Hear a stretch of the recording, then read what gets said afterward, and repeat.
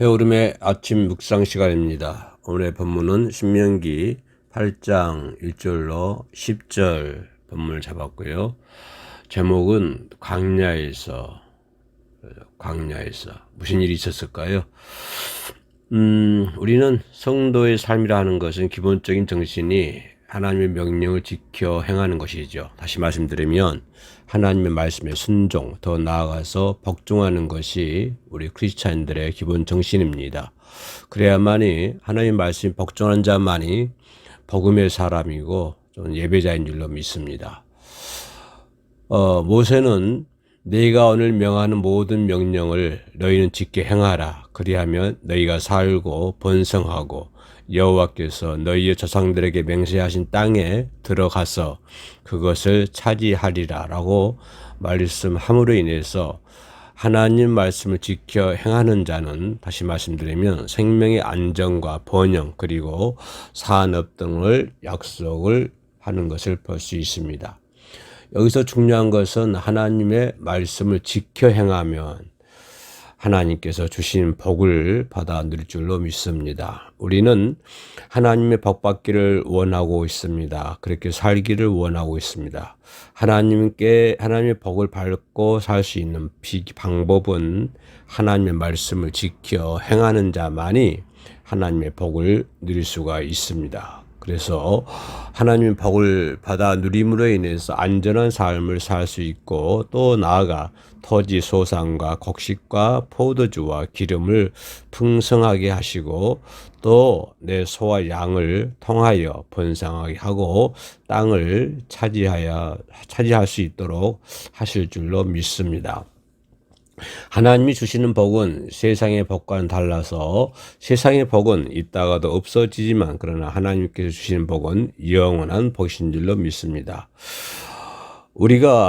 문제는 우리가 어떤 보상을 바라고 순종하는 행위는 그것은 자칫 잘못하면 기복신앙으로 흐를 수가 있습니다. 그래서 우리는 복을 받기 위하여 순종하는 것이 아니라 우리를 창조하시고 구원하시고 축복하여 주신 은혜에 감사하여서 우리는 순종하는 것입니다.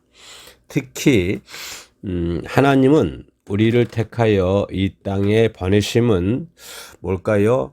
우리로 하여금 하나님의 나라를 세우고 더욱더 확장하기 위하여 보내셨기에 우리는 하나님의 영광을 위하여 순종해야 될 줄로 믿습니다. 우리는 순종함으로써 하나님을 기쁘게 하고 우리는 하나님의 목적을 이루어 나갈 수가 있는 것입니다. 우리는 하나님의 은혜와 자비, 평강과 기쁨, 생명과 번성, 지혜와 능력, 치유와 회복, 승리와 영광을 받았기에, 그렇기에 우리는 범사에 감사하며 또 순종함으로써 이제 하나님의 진노와 심판, 고통과 슬픔, 죽음과 멸망, 어리석음과 무능, 병과 상처, 패배와 수치를 피하고 벗어나 하나님의 자녀로서 복을 누리는 삶을 살아야 될 줄로 믿습니다. 뿐만 아니라 광야에는 광야의 목적을 깨닫도록 해야 되는 것입니다. 모세는 내 하나님 여호와께서 이 40년 동안에 내게 광야 길을 얻게 하신 것을 기억하라 라고 말씀함으로써 하나님께서 이스라엘 백성이 광야 길로 가게 하신 목적을 알아야 함을 말씀하고 있는 것을 볼 수 있습니다. 그런데 이는 너를 낮추시며 너를 시험하사 내 마음이 어떠한지 그 명령을 지키는지 지키지 않는지 알려 하심이라고 말씀함으로써 마음을 알기 위함을 말씀하고, 너를 낮추시며 너를 줄이게 하시며 또 너도 알지 못하며 내 열조도 알지 못하던 만나를 내게 먹이신 것은 사람이 떡으로만 사는 것이 아니요 여호와의 입에서 나오는 모든 말씀으로 사는 줄을 내가 알게 하라 하심이라 라고 말씀함으로 인해서 인생은 영적인 존재로서 떡으로만 사는 존재가 아니라 여호와의 입에서 나오는 모든 말씀으로 사는 줄을 알게 하려고 광야의 길을 가게 했음을 말씀하고 있는 것을 볼 수가 있습니다. 인간은 태어날 때부터 죄의 성을 가지고 태어납니다. 그래서 누구나 교만기가 있습니다. 그래서 광야를 통하여 하나님은 교만한 마음이 겸손한 마음이 되기를 원하여 낮추시고, 이를 통하여 또한 우리 마음을 시험하여 내가 주인인지 하나님이 주인인지를 말씀을 지키는 여부를 통하여 아시고자 광야를 허락하시는 것입니다.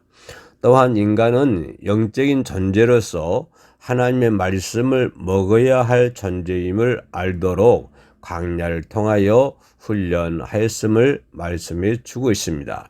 교만에는 세 가지를 모르는 특성이 있다고 합니다.